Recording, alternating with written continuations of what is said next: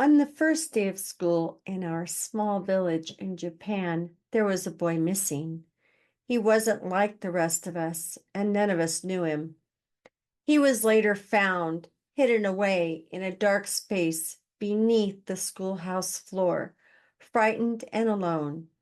The teachers and children quickly gave him a nickname, Chibi, which means tiny boy, because of his small size. He seemed so strange to us, constantly scared of the teacher and unable to make friends. No one included him during study time, and during playtime, he stood alone at the back of the line, a sad little tag-along. As time passed, Chibi learned to shut himself off from the world around him, making his eyes go cross-eyed to avoid seeing things he did not want to see.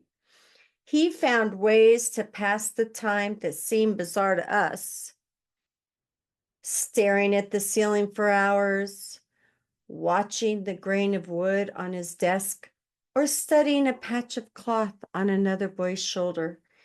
Even on rainy days, the windows seemed to hold endless fascination for him.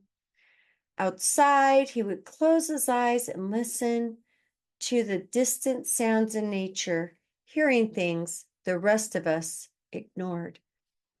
Chibi also had a strange fondness for handling insects and grubs, creatures most of us wouldn't touch.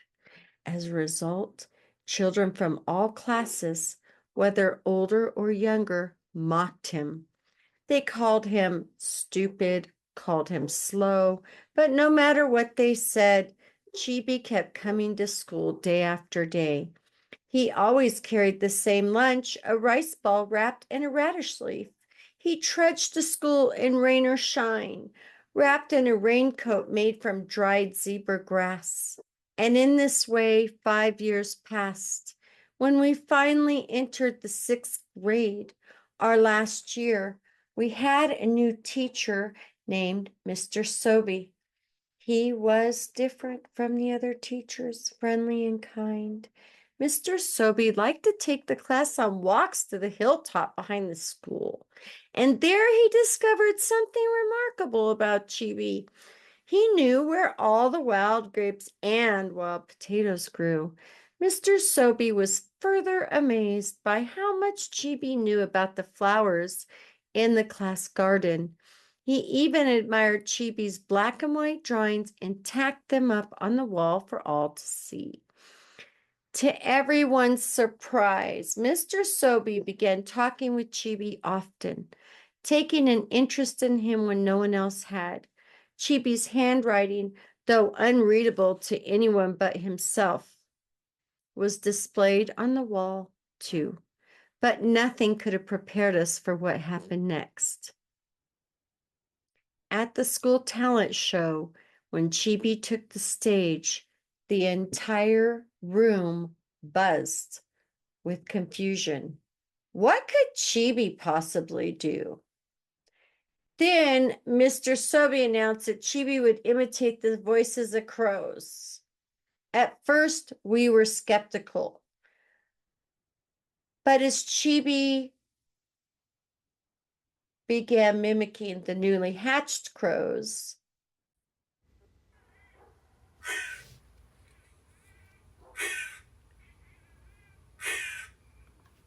Mother Crow,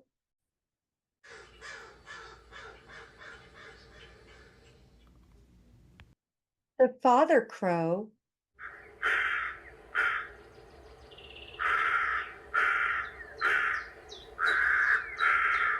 and the sounds crows made in different situations, we were captivated.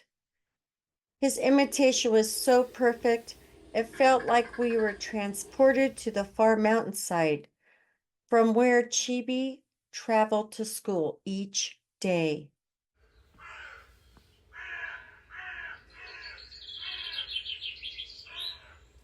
He showed us how crows cried early in the morning, during accidents, and when they were happy.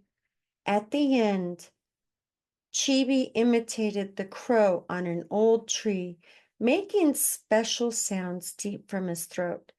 It was then that we could all picture Chibi's home, far from the village, surrounded by nature.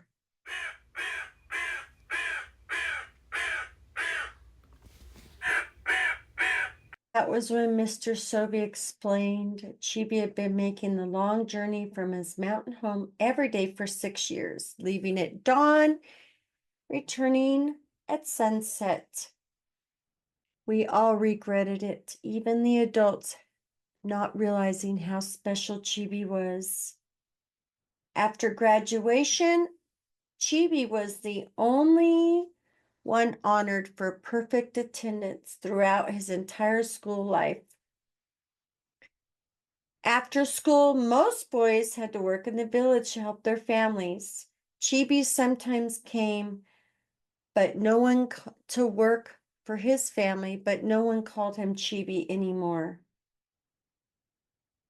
We called him Crowboy, and he smiled and nodded when people called him that. When his work was done, Crowboy would head back to his home on the far side of the mountain, standing taller and more confident. As he disappeared around the bend, we would often hear a crow call, a happy one, echoing back. This book was written in 1955, and the story I have somewhat paraphrased. This is a Caldecott honor book and is often been included in school curriculums throughout the years. It has also been proposed to be put on the banned book list.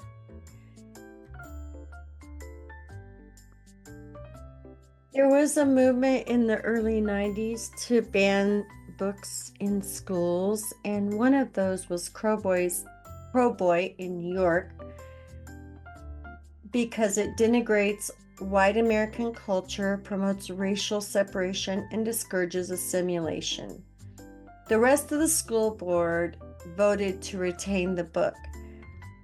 The irony is that the author and his wife are from Japan, and before World War II, shortly before World War II, they were against the emperor and seen as radicals, and they fled Japan because they were persecuted.